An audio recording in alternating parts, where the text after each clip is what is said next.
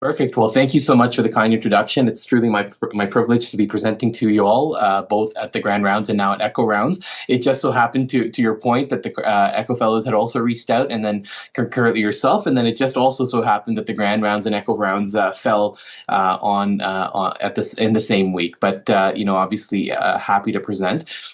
Today, I thought we'd present on a topic that I had some, there's obviously one of those things that throughout fellowship and in training and also in staffhood, there's always some questions that are asked about this. And I had a look at the online YouTube page, which is obviously internationally renowned. And I saw that this topic hadn't been presented in the last year or so. So I thought this might be a good one for us to chat about and discuss. Acknowledgement. So Dr. Lau, who's a colleague of mine at the Heart Institute, did provide some content with pictures and some of the cases. But of course, I have several other cases as well that I have come across. And honestly, there's so many cases that we just kind of have to be a little bit selective in terms of what we include. In terms of the objectives, so hopefully after this particular session, you'll be able to describe common and uncommon cardiac masses on echocardiography, apply a systematic approach to the evaluation of cardiac masses, identify when additional imaging is warranted and where the pros and cons of that imaging may be. And then we'll be going through some real-world cases that I've kind of put within the slide deck at different intervals. Virtual doesn't lend itself as well to having back and forth, and a large group session like this also probably less so as compared to a small one with the fellows. But we'll still go through some real-world cases, some of which that have actually even been published as case reports, recognizing their uniqueness. So this is a really interesting, and this is a state-of-the-art review that was published in JACC Cardio-Oncology. I've mentioned this here because you'll see several aspects, whether it's figures, whether it's content, that I'll be citing throughout, and this is definitely a great article that summarizes a lot of what I'll be presenting. Of course, the usual suspects with the Auto textbook and as well as the ASC textbook as well that I've leveraged for informing much of this talk. So getting right into it, I think every one of us, obviously, some degree of bias, but echo is the most important cardiac imaging tool that we can use. It's literally at the forefront of every evaluation from a cardiovascular standpoint when somebody's unwell, and it's cheap, easily available, non-invasive, no radiation, etc. In masses especially, it can be very helpful, but it's also interesting because a lot of the symptoms that people have when they have a cardiac mass are the usual suspects as to what we would think about when an echo is ordered, like, oh, I'm short of breath, or, I have chest pain, or, I've passed out for some reason, which could be from an obstruction or something, or, just in general, like I've got palpitations or what have you, heart block and things like that. So, I mean, the good thing with echo is that the usual suspects that we see patients clinically for, echo is always involved.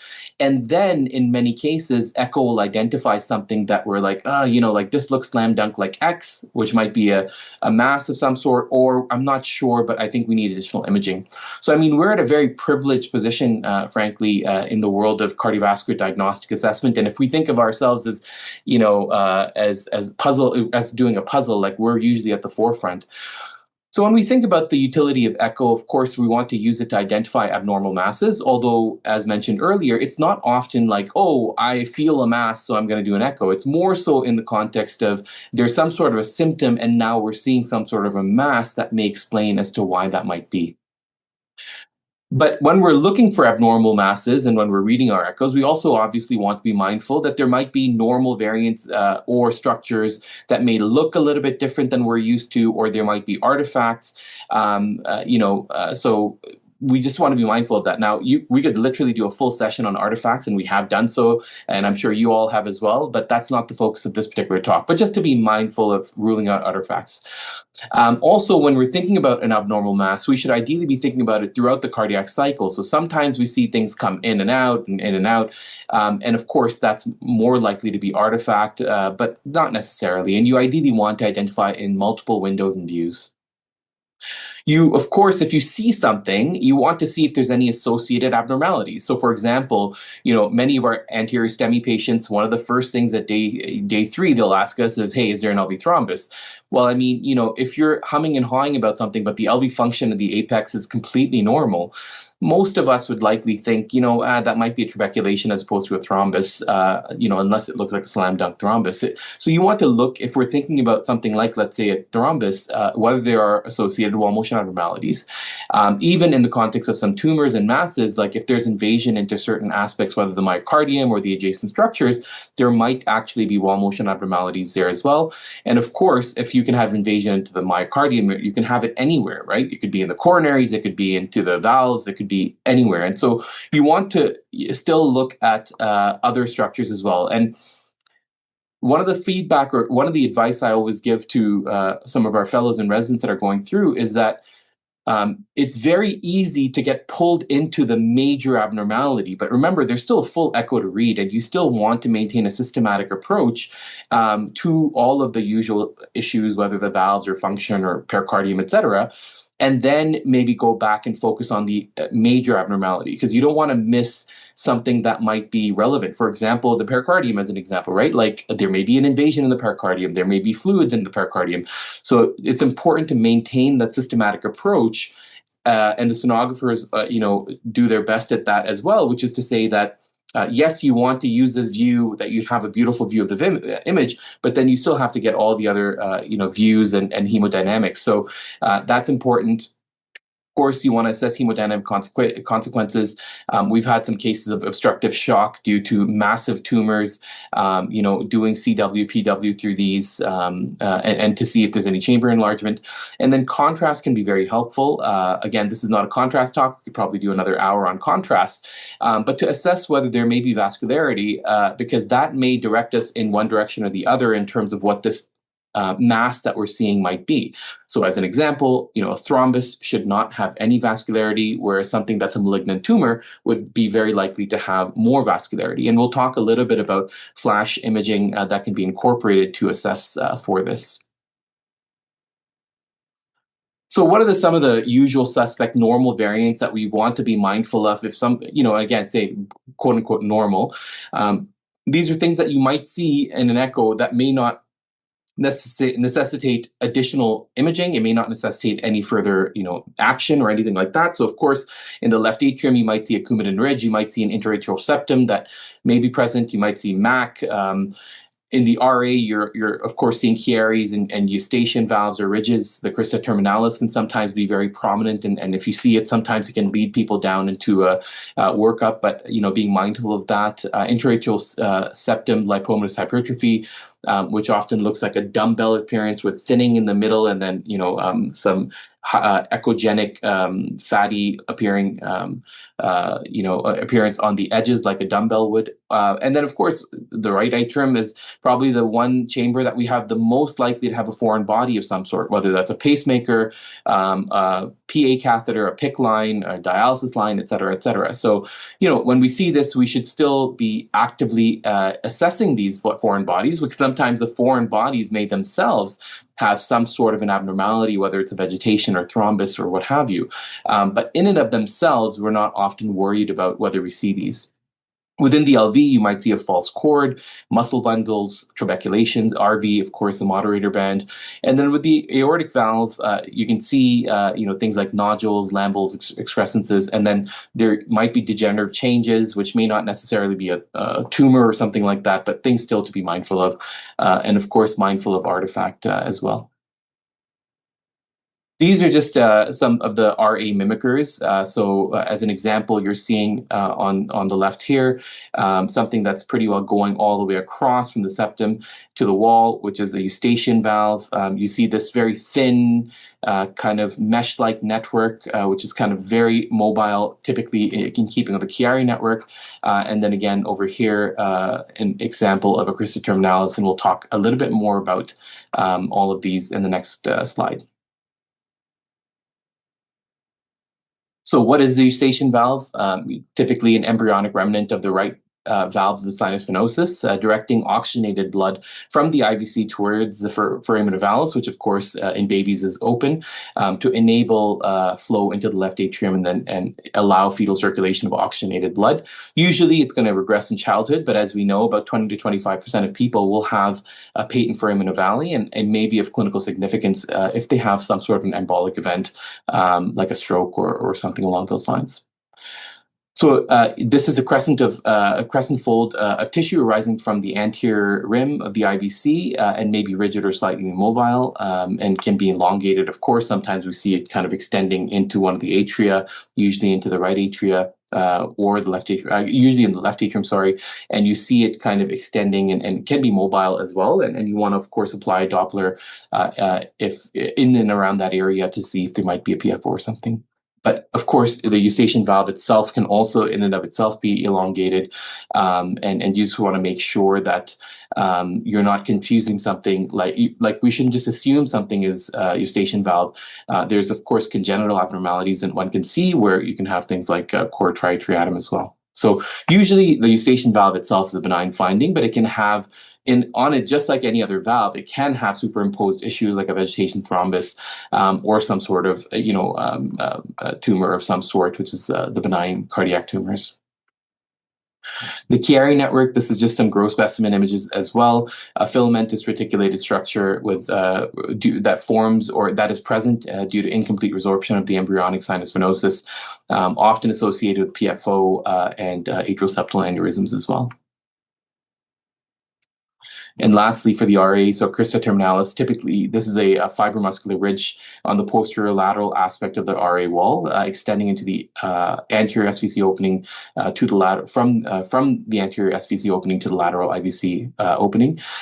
Separates the smooth sinus venosus portion from the trabeculated right atrial tissue and the right atrial appendage that we often see very nicely in the TEEs that we're doing, and again can be distinguished on CT quite nicely as like a low density attenuation, as you see in some of these images here. So what about abnormal masses now? So we've talked about some of the normal variants or mimickers. What about abnormal masses? So I will just kind of preface that probably will not spend as much time on the thrombus and vegetation pieces because, again, honesty can probably be their own entire talk. I think all of us have seen many vegetations and thrombi. So we'll touch a little bit on thrombus and vegetation, but then spend most of our time on cardiac tumors, whether benign or malignant. So this is from that article that I shared earlier from JACC Cardio-Oncology. So this was a nice figure, just highlighting, depending on which chamber you're in or where you are in the heart, there may be more likely, there may be higher likelihood of finding certain things. So for example, in the right atrium, you may have a thrombus, you may have myxoma, lymphoma, angiosarcomas, metastatic disease, as well as lipoma. The right ventricle, very similar. You may also have rhabdomyomas and lymphomas, lipomas that you can see. The pericardium, depending on, depending on what you're seeing, you may have metastatic infiltration from the lung as an example, but there are also primary cardiac tumors you can see in there. The left atrium, similarly, you can see. So it's all, the specific thing is with the valves, more likely, like probably 90% of the fibroelastomas are likely going to be on the valves. Although I remember when I was at UHN and with Dr. Rakowski, he often had his HCM patients, and there was at least 3 fibroelastomas on the septum that we had seen where the SAM had been hitting continuously for this individual and resulted in some fibrosis, and then lo and behold, a degree of a fibroelastoma formed in there over many years. So just this type of a figure can be helpful because as we think of our differential, seeing something like this can push us in one direction or the other. And of course, any of the valves can have vegetation as well. So when we're differentiating thrombus and vegetation, like in all honesty, we get asked this question all the time, whether it's a stroke workup, whether it's a positive culture, and it can be quite tricky to be able to differentiate. Now, sometimes it's easy. Obviously, the location can be very helpful, but sometimes with prosthetic valves, as an example, it becomes very, very challenging.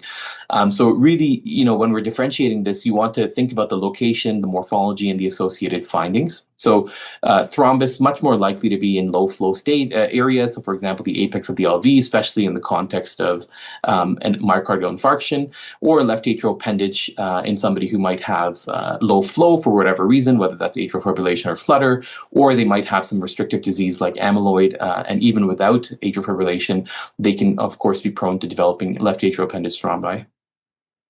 Alternatively, with vegetations, they're often, near places like the valves and usually upstream of the valves in the locations of where coaptation occurs.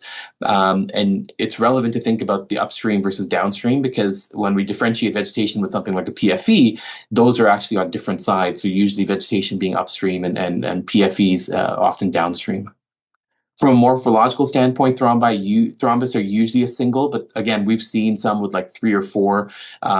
Usually there are mobile components, but like not necessarily fronds that you might see, which look a lot irregular. So thrombi less likely to have that. They're usually better circumscribed than a vegetation would be. And again, both of these are going to be echo dense, which makes them challenging when we're looking at things like prosthetic valves. With vegetations, often you can have multiples, and of course you can have fronds that can be very hypermobile, and that's something to even comment on in our reports, because that may make something much more likely to go on and embolize. And may prompt more invasive treatment depending on the size, depending on how mobile it is and all that. So associated findings, typically with a thrombus, you're going to see stasis in that area, maybe dilated LV, wall motion abnormalities. Whereas with vegetations, we typically want to comment on perforation of the leaflet or destruction, whether there's significant regurgitation, if there could be an abscess, like, for example, involvement of the paravalvular areas. We typically want to comment on not just the degree of stenosis or regurgitation, but the adjacent aspects too, whether there's an abscess, whether there's flail aspects of the leaflet, whether there's perforations, et cetera, et cetera. And of course, if you see the vegetation attached to one particular aspect, like one leaflet or both leaflets, or if you're seeing it attached to a particular scallop, for example, in the mitral valve, or if it's just really, large and multiple vegetations that you're seeing. So this is an example of a person within our echo lab that we had that had this atrial mass, as you can likely see. So these are different, of course, images is RV inflow, and then we've got the 4-chamber and different views in the parasternal short axis. So they're not necessarily in order, but all to say that hopefully you can appreciate this very large mobile echo density, highly mobile, highly echogenic echo density that appears quite large, and it looks like there's multiple lobes to it. There's, certainly I would be very concerned seeing this, whether for a tumor, whether for a thrombus, or very rare there for vegetation. But those would be the two things that I'd be very concerned about. So this person, of course, would get additional imaging. We wouldn't just kind of rest our laurels on this. But in this particular patient, after additional imaging was done, they ended up going on anticoagulation. The most important imaging would be actually in the lower abdomen to see if this might be a tumor that's extending from the IVC, and that wasn't the case in this particular situation. So in any case, so this person ended up going on anticoagulation, and now this is the ultrasound that right atrial mass is completely resolved. And so this was an example of a thrombus, a very highly mobile, and of course, something that big could result in a massive PE, saddle PE that could result in obstructive shock and for them to pass away. So, great for echo to pick that up and initiate treatment, or that result in the treatment. This is another case that I had of a patient that had a pretty well circumscribed round, large appearing mass in the apex of the RV. Now, it's not as common. Of course, we see LV apical thrombi or masses, specifically thrombi in the context of LV dysfunction.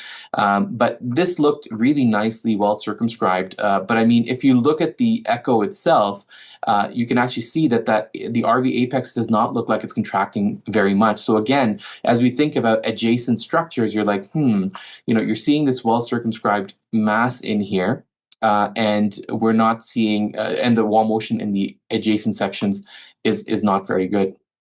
So again, there's a differential there, and this is the use of contrast in this particular patient. And again, it does not look like it's vascular at all. It doesn't look like there's any uptake. It's actually, jet black, and so this would not be as much in keeping, certainly not with a malignant tumor, which often has vascularity. So then the question is this a thrombus or is this some sort of benign tumor? And in this particular case, again, it turned out with multimodality imaging that this was an RV thrombus as opposed to some sort of a tumor. So, interesting cases, and we see we probably see 3 or 4 thrombi, LV thrombus or some sort of thrombus, like 3 or 4 at least a day in our lab. So, lots of volume to such a degree we're like, hey, we should do an RCT of anytime it's discovered. Let's put them on certain types of drugs. So, volume, of course, helps in that way. So moving on to tumors, which is really the heart, the focus of this particular session. Of course, probably of all of these things I'm going to present to you, vegetations and thrombus are going to be the most common medium to large mass that you're going to see. But you'd be surprised at the number of times that we see other things, but may not necessarily call it, for example, PFEs and things like that, because they may not actually be clinically relevant. And it's really hard to differentiate between like a PFE from other things. So moving on to tumors, so I will, again, this is from that particular paper. I'll be putting this up on a couple of occasions just to kind of highlight and focus. So in this particular case, in terms of, we'll start off with benign, then we'll move down to malignant. I have to admit, I didn't go into cysts, although I had a really cool case as an Echo Fellow that we ended up publishing that I can share afterwards as well. But why don't we start off with the benign? So when we think about benign tumors, we're thinking about myxomas, lipomas, papillary fibroelastomas. And of course, there's other ones as well that are a lot less likely, but those are the main ones. And there is some suggestion that actually papillary fibroelastoma is actually quite under-recognized, and this should actually be either 1 or 2 as opposed to number 3. And we'll talk about malignants in the next few after these slides. So what are the imaging features that you want to consider when you are deciding between a benign or malignant tumor? Well, typically benign, single lesion, small, more often on the left side. It's typically going to be well circumscribed, narrow stalk, and pedunculated. It can be smooth and well defined as opposed to the really ugly looking irregular things that we see with malignant tumors. There's often one of the key aspects, and I remember Dr. Kwan Chan just like hammering this into us, as we're at the Heart Institute, even as a staff, what a wonderful person to learn from. But the very important aspect of benign is that they are typically not going to show up on contrast, and because they're not as vascular, but also they don't tend to invade into adjacent structures, whereas malignant tumors are much more likely to not respect the borders or boundaries of their adjacent structures. So a good way to differentiate if something is really invading into an adjacent structure, then that might represent something that's malignant. And of course, malignant could be primary cardiac, or it might be something that is metastatic. Calcification, benign, it's rare, but with certain types of tumors, for example, the osteosarcomas, you can see calcification. With CT, typically, benign tumors are not going to have much enhancement, whereas malignant tumors may. On T1 imaging, you can see iso intense in both, whereas similarly in T2 imaging as well, depending on the tumor. Like there's so many different ones that with malignant, it can be different types, but in T2 is typically hyper intense. Yeah, so I mean, these are some of the things that help you differentiate, and of course, the more of this you see and evaluate, the better you'll be in terms of differentiating these two. So, starting off with the benign cardiac tumors first. So the most common one that everybody says the most common is myxoma. That's about 30% of your primary cardiac tumors. So anything that's in and around the intraatrial septum, in the atria, you definitely have to have myxoma high in your differential. Myxoma is typically in the age 30 to 60-year-old, and females more likely to have it. Most often, myxomas are asymptomatic, and rarely it might be because of an embolic event, because maybe something from the myxoma, whether a thrombus or a chunk of it has kind of flown off. But the more common symptom that you might see something like this might be dyspnea, especially if the myxoma is getting big enough that actually it's causing some degree of obstruction to inflow. Often myxomas can be single, but of course can be multiple, especially if there's some sort of a complex that or a syndrome that's occurring. So like Carney complex, NAME, and LAM, and most often these are arising from the fossa ovalis into the LA. So typically they're going to appear heterogeneous, smooth with mildly irregular borders. So you kind of see that, as an example over here, in this particular case is actually a central necrosis occurring as well. They may prolapse into in this particular case, the RV and passage tricuspid valve, which can cause that tumor plot that sometimes we can appreciate on cardiac examination. And if you were to use ultrasound enhancing imaging, this would have poor uptake. It's not as vascular. So you want to assess where it's being attached. Is it causing obstruction? So of course, in this particular case, it's big enough that you probably want to ensure that CW and PW are being done across the valve, especially as it's flopping in, and see if there might be any other cardiac masses. Could there be a thrombus on tumor or something along those lines, or could there be a mobile and a non-mobile component here? So you want to comment on that. This is an example of Carney complex where there's multiple myxomas at present. This is another example of biatrial, so you have a component on both sides, and we actually had one of these a couple of months ago. And then you can of course have other types of myxomas as well. And this is just this is kind of like gross specimen, what they look like, when you're looking at them. And I think I have some other slides that'll show really when we're thinking, in terms of like what their appearance is. It's smooth, but I mean, there's clearly some irregular chunks and aspects to it as well. Hopefully nobody's having breakfast at this time. In terms of myxoma, cardiac CT can be helpful. Again, you may have low attenuation. It's a benign tumor. So just going back to that table, typically these benign tumors will have low attenuation, no contrast enhancement. It's not very vascular. And with CMR, you can have heterogeneous T1 and T2 imaging, and you can have patch delayed enhancement as well. The treatment in the context of myxoma, if you're seeing it, would be surgical. Some potential benefit, again, some weak data, not strong, that maybe bridging with anticoagulation can help, but more stronger if there's in the context of CNS emboli. In terms of gross anatomy, again, it really varies depending on the tumor itself, but it might be soft, gelatinous. There might be some papillary masses that are attached to it that might be firm or smooth component to it. And there may be areas, as we said earlier, with necrosis or hemorrhage or cyst formation, and they can get really big in size as well. We had one that was, I think, over 10 centimeters recently, just in the last year. Recurrence for most people is not very high. It's less than 5%, but there are those that have familial syndromes or familial issues or syndromic issues in terms of myxoma. And in those individuals, recurrence, of course, is much higher. It's about 1 in 5 or so.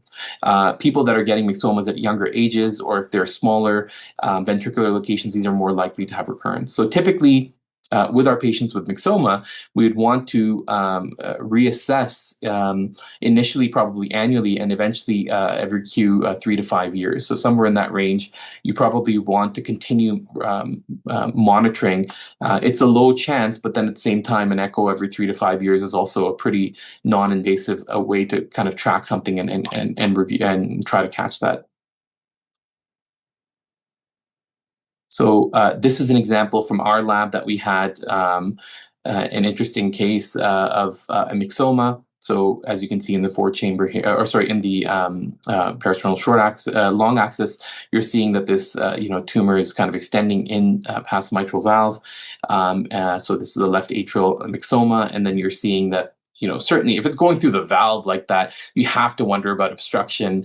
And in this particular case, I didn't put the CW images here, but there was flow acceleration, there was obstruction there as well.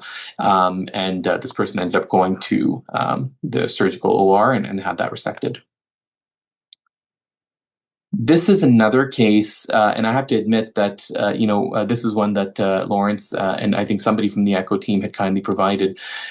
This was another interesting case, so a different case now, of a patient coming in, and the sonographer really made the diagnosis here, and there's something kind of, you see something, there might be something in the septum, but actually over here you can see almost near the annulus, hey, there might be something that's mobile here. Now, is that artifact? Is that something else?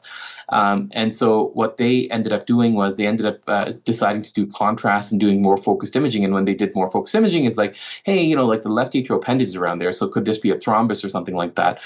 Anyway, so, in our hunt for possibly left atrial appendage thrombus, you now see some sort of a, mobile echo density that we're seeing in and around that left atrium.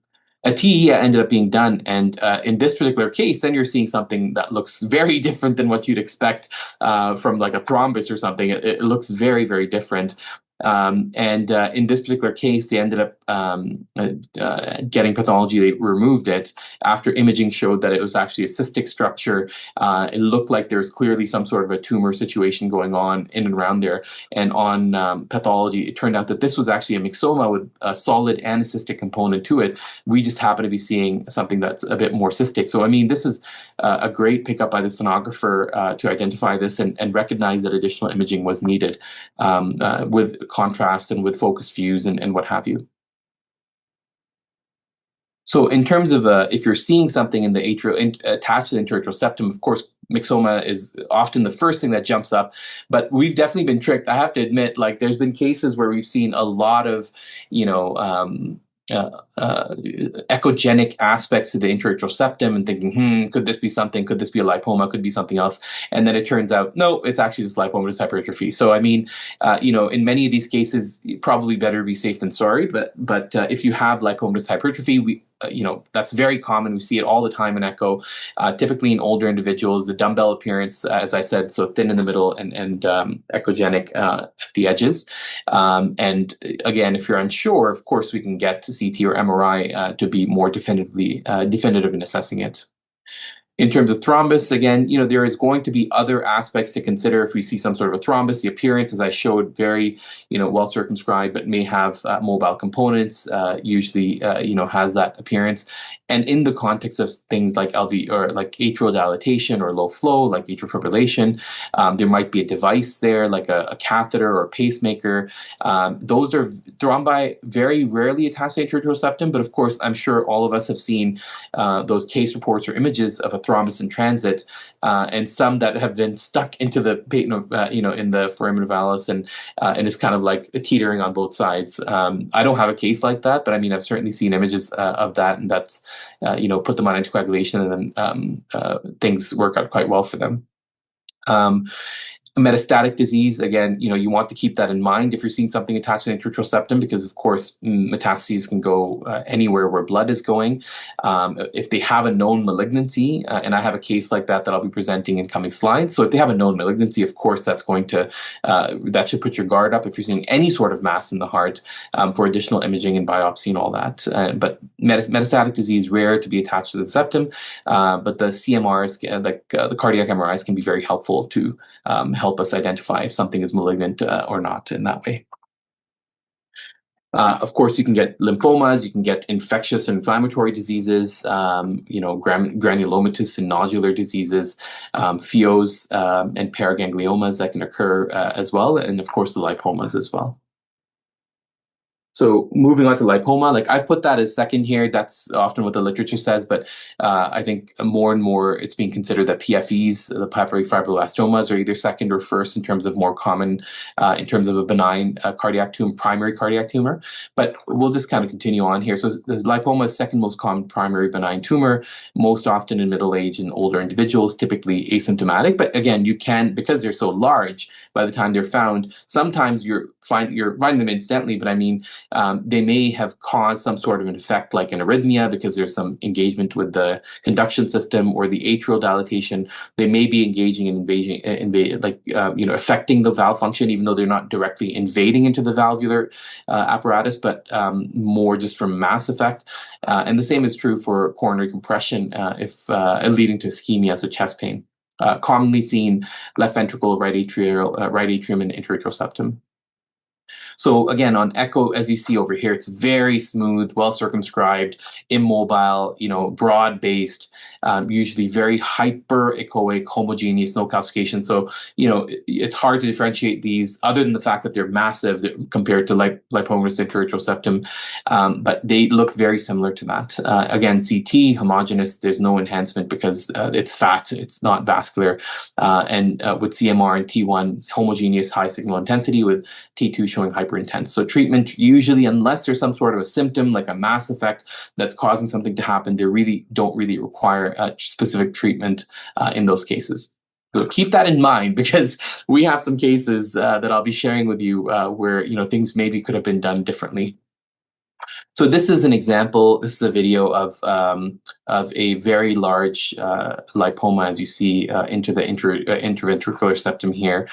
So clearly, and again, you can see it's so hyperechoic. It's even leading to like artifact going down the right atrium, and you can see some flow acceleration there as well. And again, they actually kindly did assessment of the pressures with Valsalva, and you see, you're getting gradients above 3 meters per second here. So interesting case of a lipoma here as well, with some degree of obstruction, especially with Valsalva. This is that same mass that we're seeing with contrast here. And again, you can just see how large it is in terms of, in relation to the septum. So they ended up doing a cardiac CT, and this should play. And maybe I'll try to pause it based on where we see it in cardiac CT. Oop, I tried to pause that, but that did not go as well as expected. But again, you can see that there's a very large, that darkened area that's a hypo-intense into the interatrial septum. There's a humongous, this thing is all lipoma. And so they said, this is in keeping with the large homogeneous mass that they've seen that's almost 5 by 5. And they had recommended to consider doing alternative imaging. So then they ended up doing a cardiac MRI as well. And again, you can see this mass here, although you may not see it as well as maybe I'm seeing on my screen, but hopefully you are. But again, it's like, 4 by 6 by 4. And they said, this based on their MRI imaging, most likely in keeping with the interventricular fatty mass protruding into the left ventricle, which then they said liposarcoma and other things. And so this person ended up having a TEE as well. This is what the TEE looks like. It looks, very concerning, just given some of the imaging that I mentioned earlier. Like this appears to be extending into the septum. This appears, in some views, to have in terms of vascularity, I didn't see a flash done, so I couldn't unfortunately put it in. But I mean, you wonder, does this look very similar, not necessarily to fat, which is very hyperechoic, but maybe this looks like myocardium. So then you wonder, could there be something going on? Anyways, when combined with the fact that there is an obstruction component as well, or it's so big that it's leading to obstruction, intercavitary gradients, and what have you, they ended up taking it out, but it turned out that this was actually just a benign lipoma. But again, nonetheless, for this person who's having dyspnea and having symptoms because of the obstruction, they removed it and the patient felt better because of it. This is another example, and I don't think I don't know why it's not playing. There it is. There it goes, or it tries to go. My apologies. I don't know why that one did that. So I'm going to go back because I had tested all of these. So why don't we play here? So this is another example of a patient that came in with a complete heart block and a mass, and in I'm just going to pause that. You get the idea here. So I don't know why it's doing that. I tested all of these yesterday. But anyways, this patient came with a complete heart block, as you can probably see with the rhythm strip as well. Very, very slow. They appear to have a intraatrial septal mass. There is actually enough concern that additional imaging was not really done because the patient had a complete heart block and what have you. So anyways, they ended up taking the patient to the OR and removed this mass as well, thinking it was likely a myxoma, but it turned out to be benign lipoma. Again, we can be tricked, we can be fooled, because again, this is not the it's very well circumscribed, but there's clearly it's not very homogeneous as maybe you would have expected. So people are like, yeah, that just looks like a myxoma. It was resected, but it turned out not to be a myxoma. It actually turned out to be a benign lipoma. And so just being mindful, recognizing like in this particular case, maybe multimodality imaging would have likely been very helpful to potentially avoid, it may not have avoided it because this patient has complete heart block and likely attributed to this particular mass, but just to be mindful that multimodality imaging could have probably helped recognize this as a non-malignant tumor as opposed to a benign tumor. Not to say that the management itself would have changed because of the fact that this mass was actually having an effect on the electrical activity of the heart. In terms of papillary fibroelastoma, so again, these are benign cardiac tumors commonly arising from the valvular tissue. So anywhere there's fibrosa, males more often than females. Appearance is usually a small mobile mass that can be looking very similar to degenerative strands or lambles, and that is really the differential here as well. It has this quote unquote sea anemone appearance when it's placed in the water, and I think in the next slide I present that. But you see that this is where the frond-like appearance comes. Like it's very frond-like. There's lots of fronds everywhere, and those are like finger-like projections. So if you see something like that where it's on downstream of where things of blood flow, and you see something that's echogenic, and you see multiple fronds, then that's most likely PFEs. I put an asterisk here because the Mayo Clinic had done a retrospective registry of 500 patients, and there's, I think, something like 40% of them have a PFE, and about 20% of them have or 20 to 30% have myxoma. So, I mean, in that particular registry of 500 people, they found that actually papillary fibroelastoma were the most common benign tumor of the heart. So in echo, usually you're going to see a small independent motion attached to the endocardial surface of the stalk with borders that might be stippled or shimmering. With CT, low attenuation mass, although difficulty with CT. With CMR, you're going to see probably best able to identify it. These are just examples of that. So again, one of the more common complications is an embolization or a stroke or a heart attack. And if they're more than 1 centimeter, or if they've resulted in some sort of a complication like that, you're going to want to initiate consideration of surgery. These are just examples of some large papillary fibroblastomas and just imaging of that. And this is just a video of kind of what it looks like under gross specimen, just to show just what we're seeing in echo in actual real life and what the frond-like projections look like. If they do have a stroke, of course, they're going to go on antiplatelet therapy. But if it's over 1 centimeter, some people put them on antiplatelet anyways, but there's limited evidence for that. So these are hopefully going to be examples that for some reason are not playing. Yeah, I'm so sorry about this because I had literally checked all of these. So let's just, but hopefully we can get them to play again. But in this particular case, I'll just show this one. So you have a 3-chamber view, apical 3-chamber, but you're seeing this mobile echo-density kind of attached to the almost like the papillary muscle and chordal apparatus, and that's and also you're kind of seeing echo density noted on the aortic valve as well.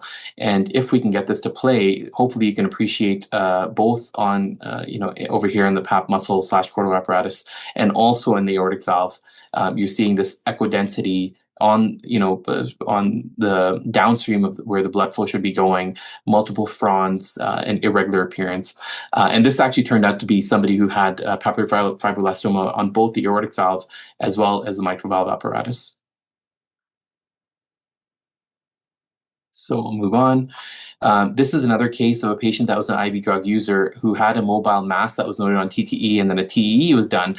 All of the valves looked completely normal, but then on the septum, actually, they see this mass, and what they were like, could this be a vegetation? It's a very, very weird location for vegetation to occur. Then they went back to previous TEEs and TTEs and found that actually it existed on previous imaging as well. So then they did advanced multimodality imaging and felt that this was actually most consistent with the papillary fibroelastoma, even though the context in this particular case was the IV drug use.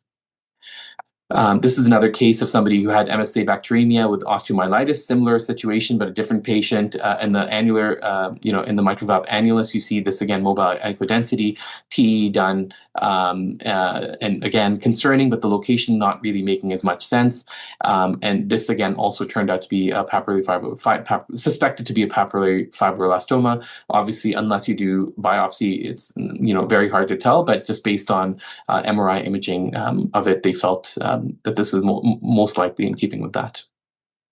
So this is a summary. I won't go through it because obviously we've got about 10 minutes to get through the malignant cases as well. But the ones that we talked about, Myxoma, papillary fibroelastoma, and Lipoma, I didn't really go over rhabdomyomas and fibromas because they're typically in infants or children.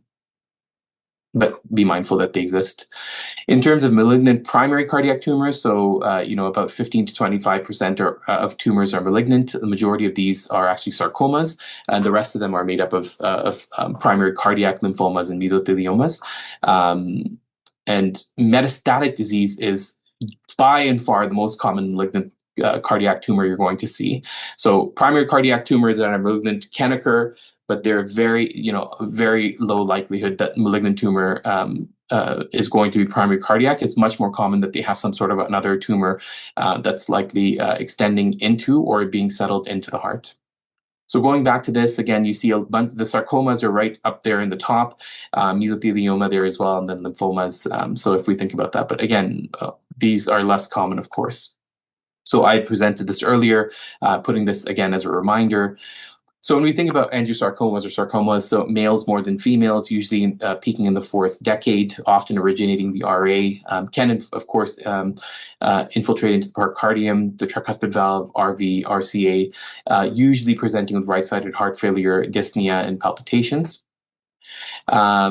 They often look very echogenic and nodular, like a lobulated mass in the RA. Pericardial fusion can, of course, occur if there's extension into the pericardium. We use cardiac CT to see the burden, the vascularity, if there's hemorrhagic transformation or heterogeneous appearance. And typically, if they do extend into the pericardium, then there will be like a sheet-like thickening of the pericardium as well. And again, with CMR, you'll see on T1 iso-intense nodular areas with high intensity, and you'll also have some late gadolinium enhancement as well. There's no specific standard treatment other than, of course, neoadjuvant chemo and surgery. The prognosis of somebody like this with a sarcoma is poor. It's like a year as a median survival due to the effect that it has in all the adjacent structures and the infiltration that you get. And again, by the time we see these, symptoms have developed, and that's usually because they've infiltrated into some sort of a cardiac structure. And even trying to remove this from a surgical standpoint can be very, very difficult, if not impossible. You do need histology to be able to differentiate where the sarcoma is coming from. Imaging itself is not able to kind of differentiate that. And they do have, unfortunately, early metastatic tendency for early metastases. Oof, my God. I don't think this thing likes to be on Zoom for whatever reason, so hopefully we will pause some of these. But again, these are examples of sarcomas that we've had recently, and my sincere apologies that this was not happening when I was reviewing this. And this is a case of a sarcoma, a liposarcoma, where flash imaging was used. So again, I'll talk a little bit about that in the coming slides, but you use contrast, and then you're going to flash for 4 or 5 frames.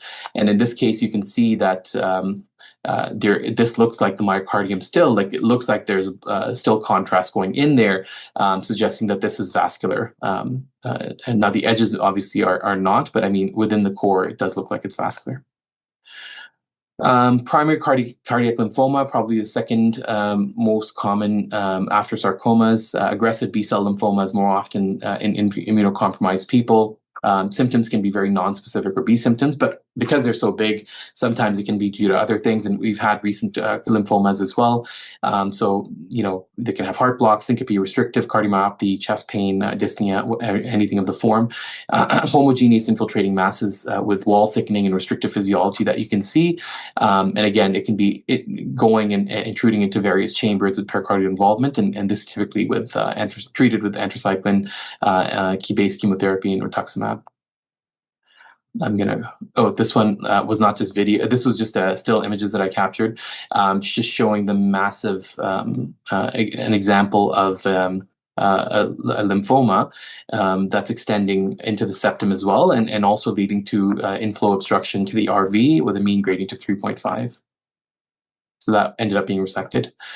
In terms of mesothelioma, so this is primary, malignant pericardial tumor, usually from extension from other places. But if there is extension, then we can't call it a primary malignant. Then it would, of course, be metastatic. But if there happens to be nothing involved in the pleural space, then we would say that this is a primary pericardial mesothelioma. Usually in older individuals, again, can present with chest pain, shortness of breath, B symptoms, arrhythmias. Usually will have pericardial effusion and a tumor encasing heart, and surgery and chemotherapy would be the treatment of choice. So as I said earlier, metastatic disease or cardiac malignancies are going to be at least 30 times more common than non-metastatic. So the mechanism really determines where things end up. Could be lymphatic, which could end up in the pericardium or epicardium. With blood, it can go pretty much anywhere. And anybody that has a malignancy with new cardiac symptoms absolutely should have a TTE, and the treatment really depends on what the underlying issue is. In terms of metastatic disease, the most frequent primary cancer would be lung cancer from direct invasion, breast cancer, of course, and hematological malignancies as well. So we got 40% approximately lung cancer, 10% hematological or breast cancer. And the other types of tumors that we need to be mindful of that have high proclivity for the heart would be pleural mesothelioma, melanoma, and lung adenocarcinoma. So these types of people, any sort of cardiac issue or symptom, we want to get an echo for sure. And then most common endocardial malignancies, renal cell carcinoma, hepatocellular carcinoma, and uterine carcinoma. So fingers crossed. They're going to remain crossed because for whatever reason, this one is not playing. These two are not playing on the slides. But this is an example of, a good thing I put multiple images in here. But you can see that there's some sort of an echo density in the right atrium. You can also see that in here in a more focused view. And in this particular case, it turned out that this echo density was a tumor that was extending from the IVC into the right atrium. Turned out to be clear cell renal cell carcinoma, with actually an organizing tumor thrombus as well associated with it as well. This is another case that we have. Oh my goodness. And you can hopefully appreciate, if it wasn't for these videos playing in the way that they are, that there's some multiple mobile echo densities that are noted in the, I'm just going to stop playing them, but mobile echo densities that are noted in the RV, and you wonder about what that could be. And in these, in this particular case, this turned out to be, another malignant. This was a patient that had squamous cell carcinoma of somewhere in their body. I think it was the jaw, and this person ended up having some mild symptoms and turned out to have a massive, extension metastatic disease into the RV. So last couple of slides, contrast perfusion imaging. I think we, again, this could be more so gone into detail with our contrast imaging studies. But the idea really is that when we're doing flash imaging, you're going to give contrast. We will do the initial image acquisition at low MI with focus views, and then have high MI impulses for about 4 to 10 frames, depending on who you follow. 4 to 5 frames, I think, is what we do in our lab. the attempt is to try and destroy the microbubbles. And then if you have ongoing uptake, then that would be more so in keeping with something that's vascular. And if you don't, then that would be in keeping with something that's avascular. So these are examples that were in this JACC article that I'd come across, where they had done FLASH, and you still see some uptake here in the above, and then they had looked at kind of the pixel intensity, and you see that the myocardium is at pixel intensity that's present, and then the mass itself is also has intensity, whereas over here, which turned out to be poorly differentiated adenocarcinoma, whereas over here you have a thrombus, and when contrast is used, there is really no change in the pixel intensity, and so they're able to identify that as a thrombus. So just with the last slide, this is a nice figure from that paper as well, of what the differential is for our cardiac masses, whether tumor, thrombus, vegetation, or something that's structurally wrong. Again, based on probability, you're going to go down your algorithm to determine, could this be a primary tumor or a secondary tumor? If they already have a primary tumor that exists, and of course secondary being highest in differential. But if it's a primary tumor, then most often they'll be benign in 90% of the cases, but in 10% of the cases they will not be, and they will be malignant. And then in those cases, you're going to leverage advanced cardiac imaging modalities, whether that's using TEE, ultrasound imaging, 3D, etc., with echo, or with cardiac MRI, CT, or with PET. And each of them have their own benefits in terms of identifying the morphology, tissue characterization, spatial characterization, blood flow, deciding between whether something is benign or malignant. And this is just another example from another approach to your cardiac tumors that's published by Bruce et al. in Heart. And again, just kind of goes down what our usual pathways. If it's something slammed down thrombus or vegetation, then we're just going to treat that. But if it's not, then we're going to go down that pathway that I just presented. And if we're not sure, then you could try getting blood cultures or anticoagulation, and then deciding, did that make a difference or not. So hopefully after this talk, you can appreciate that echo is essential in evaluating the presence and characterization of cardiac masses. Important to know what normal is and what artifacts are, so you can identify what's not. Contrast can be very helpful, especially in the context of assessing vascularity, whether it's benign tumors or malignant ones. And of course, multimodality imaging can also be very, very, very helpful. So that's pretty much it.